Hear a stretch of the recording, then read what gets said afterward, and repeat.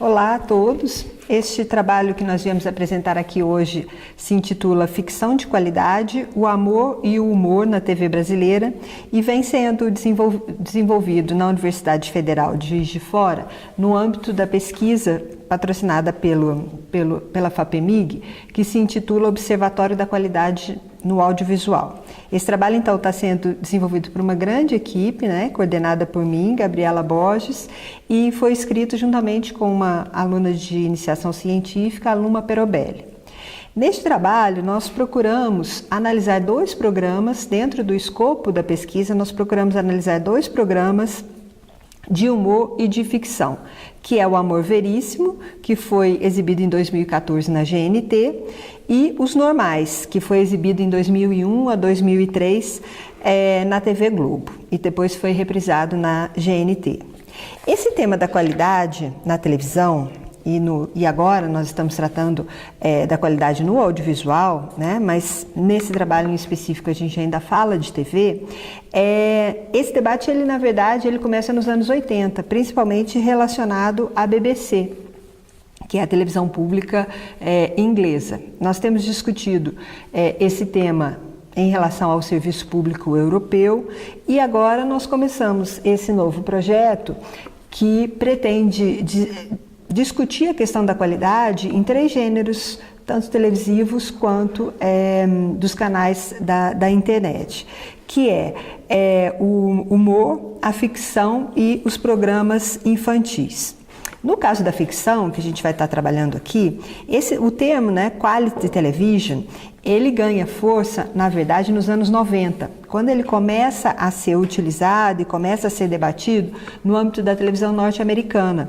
E ele se torna, na verdade, como uma espécie de um supergênero, uma fórmula, em que os autores vão relatar que, principalmente, os canais da televisão fechada, da televisão por assinatura, começam a trabalhar.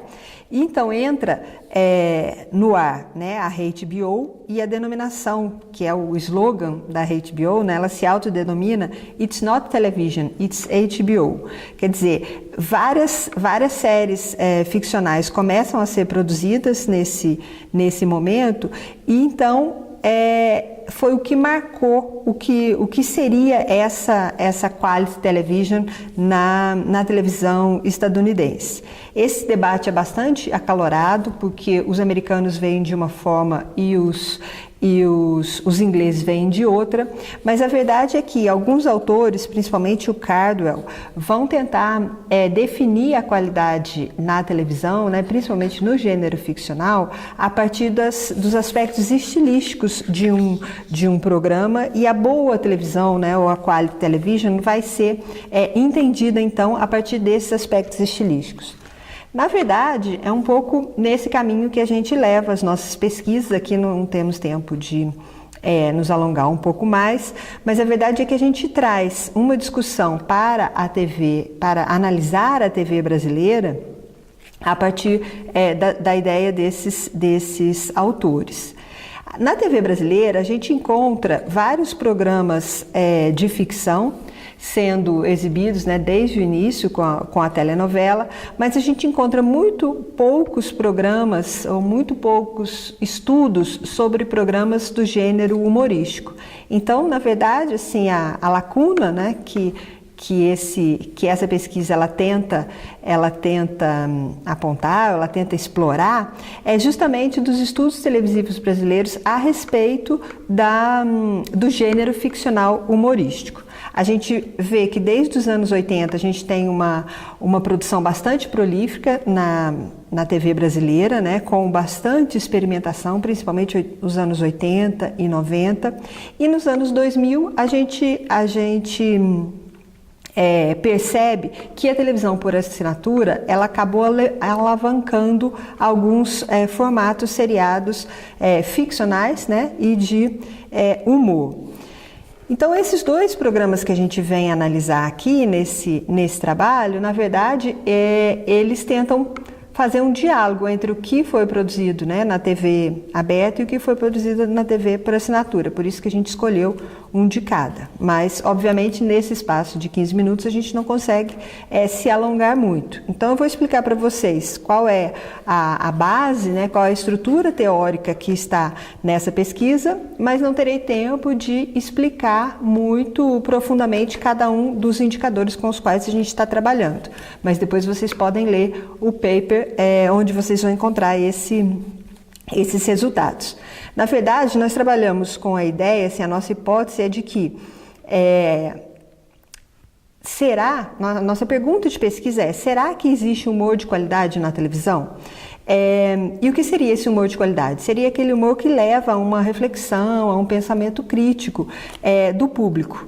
Ou será que não? Ou será que nós encontramos na televisão apenas o riso cômico, ou seja, aquele riso fácil, aquele riso leve e que não faz necessariamente a gente refletir sobre aquilo que a gente está vendo?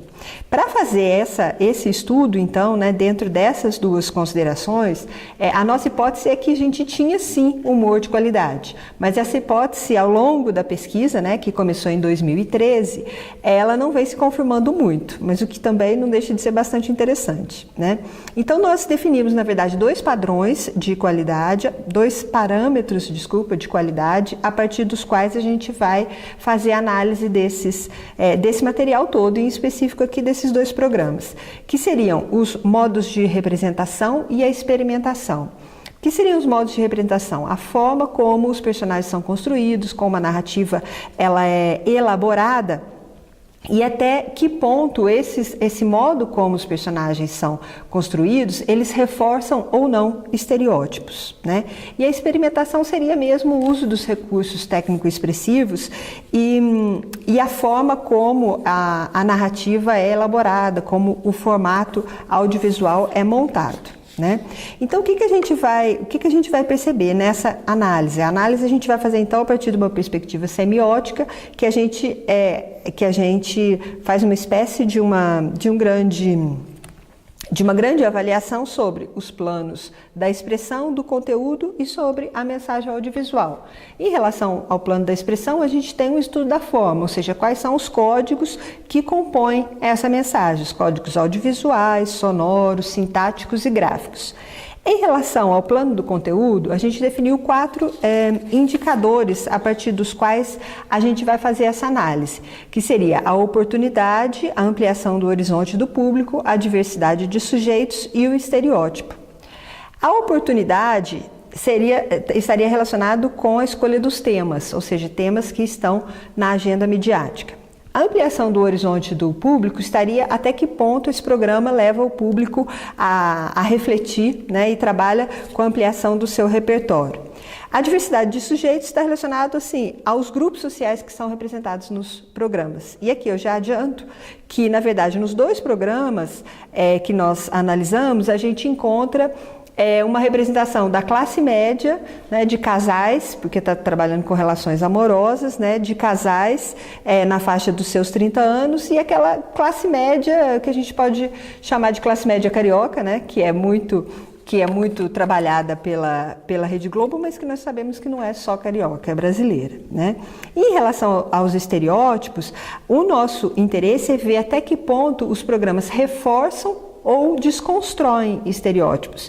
E a gente vai perceber que, tanto em um programa quanto no outro, a questão do estereótipo, ela perpassa, né, às vezes, esses estereótipos são ressaltados, mas pelo menos nas emissões que a gente analisou, os estereótipos não são de nenhum modo desconstruídos. Ou seja, eles apontam ou eles fazem piada com esses estereótipos, mas eles não levam a uma reflexão sobre eles, né? O que, nesse caso, invalidaria a nossa hipótese de que o programa trabalha com humor de qualidade dentro da perspectiva que a gente está estudando, né?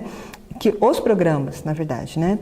Em relação à mensagem audiovisual, a gente também definiu 4 indicadores, quer dizer, a gente tem a expressão, tem o conteúdo, e aí então, a junção dos dois, a gente tem uma análise mais geral da mensagem audiovisual como um todo, onde a gente analisa a originalidade e a criatividade, ou seja, o uso mesmo dos recursos técnico-expressivos de uma forma mais experimental. A gente tem o diálogo com outras ou entre plataformas, né, que a gente pode pensar, por exemplo, na forma como a televisão tem dialogado com a internet, mas tem dialogado também com outras mídias, né? E esse diálogo com e entre plataformas, na verdade, está relacionado muito, né, nessa nossa análise com a solicitação da participação do público. Em que sentido? No sentido que os dois programas analisados, eles interpelam o público de certa forma. Os personagens, eles, como se eles chamassem o público para participar da história. Eles dialogam com o público, eles se dirigem diretamente para a câmera e tentam assim, e promovem, né, esse diálogo com o público. E o quarto indicador que a gente analisou está relacionado com a clareza da proposta, ou seja, está relacionado com o formato apresentado. Até que ponto esse formato tem uma estrutura que se repete ao longo das emissões. E aí a gente vai ver a questão das vinhetas, a gente vai ver a questão, por exemplo, né, em Amor Veríssimo, de um certo caráter documental que entra em diálogo com um outro caráter que é mais ficcional, né? Uma vez que a gente tem uma espécie de um banco, não sei se a gente poderia chamar de um divã, porque os personagens, eles conversam entre si com a câmera, né, sentados nesse banco. Então é como a gente fizesse também parte dessa conversa. Isso é um formato que se repete, né? É um modelo que se repete em todas as emissões. Então, o que a gente pode, assim, como não vou ter tempo, né, de entrar de uma forma muito alongada em cada um deles, então o que a gente pode ressaltar, né? Fora isso que eu já, de alguma maneira, já me referi ao longo da minha fala. A gente percebe que, em termos do plano da expressão, os dois programas trabalham de uma forma assim, muito aprimorada, né, com a edição da vinheta. Né? Em os normais, a gente encontra fotos de pessoas normais sendo mostradas, né? De uma forma que associa, na verdade, a imagem dos atores com essa imagem dessas pessoas normais. E ao fundo a gente tem aquela música Doida Demais, que é do Lindomar Castilho. Então a gente tem uma relação entre ser normal e ser doido demais, né, que é bastante interessante, que é bastante rica, e eu acho que a gente pode ressaltar. A gente tem, em relação a oportunidade, né, aos temas que são abordados, a gente vê tanto em um quanto em outro que são temas do cotidiano, né? Não são temas assim de crítica social, não são temas como a política ou temas assim mais ácidos e mais complexos ou mais contraditórios. Não, são temas do dia a dia dos relacionamentos amorosos, né? E que, na verdade, geram a identificação do público, porque todas as pessoas, né, em princípio, têm um relacionamento amoroso e sentem muitas vezes aquilo que aqueles casais estão sentindo. E, ao mesmo tempo, eu acho que os programas, é importante a gente falar que os programas, eles apresentam uma espécie de um retrato de uma geração, né, que seria dessa faixa de idade, dessa faixa dos 30 anos de idade. E assim, só para fechar, porque o meu tempo já está acabando, né? Os 15 minutos já está acabando, eu acho que a gente poderia ressaltar uma certa originalidade, né, no uso tanto da metalinguagem quanto da interação com o público, e a referência também aos próprios programas da Rede Globo. Isso também é aquela coisa da autorreferência da televisão, que eu acho que a gente encontra nos dois programas, e eu acho que é importante a gente ressaltar. Então, assim, de uma forma breve, espero que depois vocês leiam o trabalho com mais calma, né? Foi só mesmo para dar vontade de ler. A gente, então, conclui, né, que o que a gente chama de humor de qualidade não pode ser aplicado a essas análises que a gente fez, mas que a gente encontra muito mais o riso cômico. O que é o riso cômico? É aquele riso fácil, aquele riso despreocupado, né, e que não tem a intenção de gerar a reflexão. Então é isso, agradeço e bom congresso para vocês. Obrigada.